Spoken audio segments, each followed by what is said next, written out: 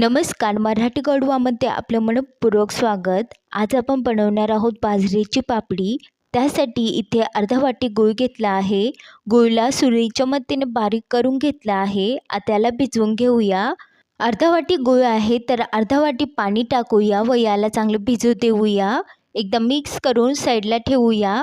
इथे हवरी, मीठ घेतला आहे, साजूक तूप, बाजरीचं पीठ 1 वाटी घेतला आहे। एका ताटामध्ये याला ओतून घेऊया।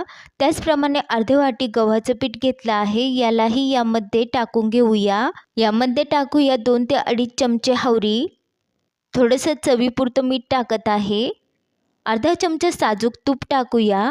आता याला चांगलं मिक्स करून घेऊया। गूळ चांगला भिजला आहे व अशा प्रकारे पाणी झालं आहे। एका गाळणीने याला गाळून घेऊया, म्हणजे यात जे काही खडे असेल ते सर्व निघेल।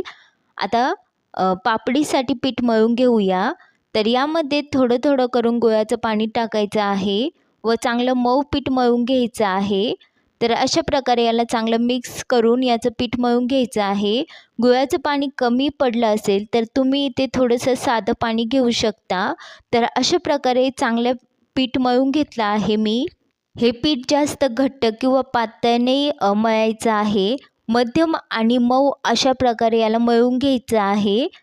गोळे बनवून घेऊया। तर अशा प्रकारे इथे एक गोळा बनवून घेतला आहे। आता याला लाटून घेऊया। तर गोळ्याला आपण मस्त हवरी लावून घेणार आहोत। तर खालच्या व वरच्या साईडला चांगलं अशा प्रकारे हवरी दाबून लावून घ्यायची आहे, म्हणजे पापडी खूप मस्त दिसते। तर अशा प्रकारे दोन्ही साईडने हवरी लावून घेतली आहे। आता पलथनला थोडंसं गव्हाचं पीठ टाकायचं आहे व याला चांगलं लाटून घ्यायचं आहे। चपातीपेक्षा थोडंसं जाडसर याला लाटून घ्यायचं आहे। थोडंसं पीठ लावून लाटून घेतल्यामुळे हे खूप सरसर लाटली जाते आणि खाली चिपकतही नाही। तर अशा प्रकारे याला लाटून घेतलं आहे व इतकं जाड लाटलं आहे। आता याला कापून घेऊया। तर इथे सुरीच्या मदतीने आपण याला कट करणार आहोत। तर अशा प्रकारे मी याला चौकोनी आकारामध्ये कट करून घेत आहे। तुम्ही ते डायमंड शेपमध्येही कट करून घेऊ शकता। साईडचे जे छोटे तुकडे आहे ते पूर्ण आपण लाटून घेणार आहोत।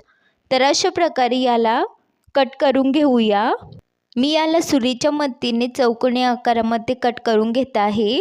कोणी कोणी डायरेक्टली छोटी वाटी घेतात आणि याला कट करतात। तर अशा प्रकारे सर्व याला कट करून घेतलं आहे। तर तुम्ही बघू शकता खूप इझिली हे कट होतं आणि अशा प्रकारे ह्या चौकोनी पापड्या बनल्या आहे। एका ताटामध्ये काढून घेऊया। अशाच प्रकारे उरलेल्या 2 गोळ्यांना लाटून घेऊया। हवरी व्यवस्थित लावून घेणार आहोत, म्हणजे लाटताना ती व्यवस्थित बसली जाते। तर अशा प्रकारे दोन्ही साईडने हवरी लावून घेतली आहे। थोडंसं पलथन गव्हाचं पीठ लावून घेऊया व याला लाटून घेऊया। चपातीपेक्षा थोडंसं जाडसर लाटून घ्यायचं आहे। आता याला कट करून घेऊया। ही पुरी एकदा बनवून ठेवली की एटेड कंटेनरमध्ये भरून आपण याला 20 ते 25 दिवस स्टोअर करू शकतो। खूप मस्त लागते, मधल्या वेळेमध्ये खायला किंवा नाश्त्यासाठी खूप मस्त असते। तर आता इथे तेलला गरम होण्यासाठी ठेवलं आहे। तेल मध्यम गरम करून घेतलं आहे। आता यामध्ये पापड्या टाकूया व यांना चांगलं तळून घेऊया। याची फ्लेम मध्यम आहे। पापड्यांना हाय फ्लेमवर तळून नाही घ्यायचं, नाहीतर त्या खूप लवकर कलर चेंज होतो त्यांचा, पण आतून त्या इतक्या व्यवस्थित तळल्या जात नाही। तर अशा प्रकारे मध्यम फ्लेमवर यांना चांगलं तळून घेतलं आहे। यांचा कलर चांगला चेंज झाला आहे। पापड्या व्यवस्थित तळल्या गेल्या आहे। आता यांना एका प्लेटमध्ये काढून घेऊया। तुम्ही बघू शकता याचा कलर किती मस्त दिसत आहे, खूपच मस्त। आता याला एका प्लेटमध्ये काढून घेऊया व उरलेल्या सर्व पापड्या अशाच प्रकारे तळून घेऊया।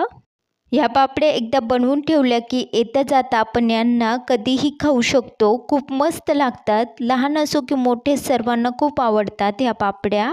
तर अशा प्रकारे सर्व पापड्या मी तळून घेतल्या आहे। खूप मस्त दिसत आहे। ह्या बाजरीच्या ह्या पापड्या बनवायला सोप्या आहे, खूप मस्त बनतात। तर तुम्हीही नक्की ट्राय करा। तुम्हाला हा व्हिडिओ आवडला असेल तर लाईक, शेअर, कमेंट करा आणि प्लीज मराठी गडवा चॅनलला सबस्क्राईब करा। व्हिडिओ बघितल्याबद्दल धन्यवाद।